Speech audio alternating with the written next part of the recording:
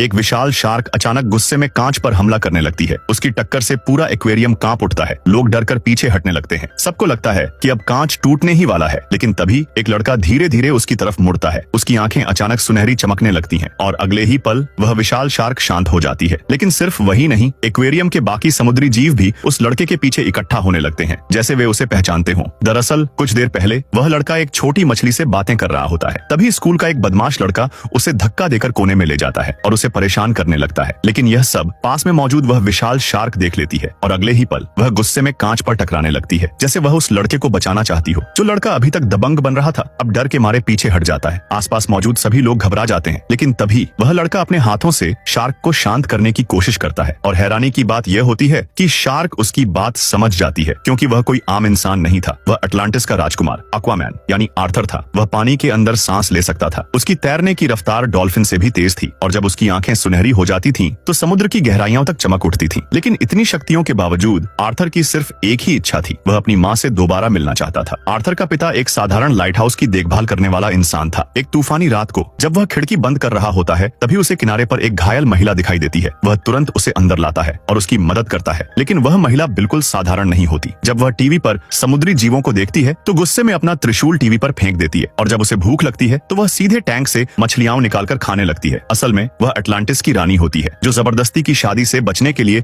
वहां से भाग कर आई थी। धीरे धीरे दोनों एक दूसरे के करीब आ जाते हैं और कुछ समय बाद उनके घर एक बच्चे का जन्म होता है, जिसका नाम आर्थर रखा जाता है। लेकिन उनकी खुशियां ज्यादा समय तक नहीं टिकती। जब आर्थर 2 साल का होता है, तब अटलांटिस के सैनिक उन्हें ढूंढ लेते हैं। आर्थर की माँ पूरी ताकत से मुकाबला करती है और कई सैनिकों को रोक देती है, लेकिन अब उसकी मौजूदगी छिप नहीं पाती। अपने बेटे और उसके पिता को बचाने के लिए उसे मजबूरी में वापस समुद्र की दुनिया में लौटना पड़ता है और शायद तभी से समुद्र का यह राजकुमार हर लहर में अपनी माँ को ढूंढ रहा है।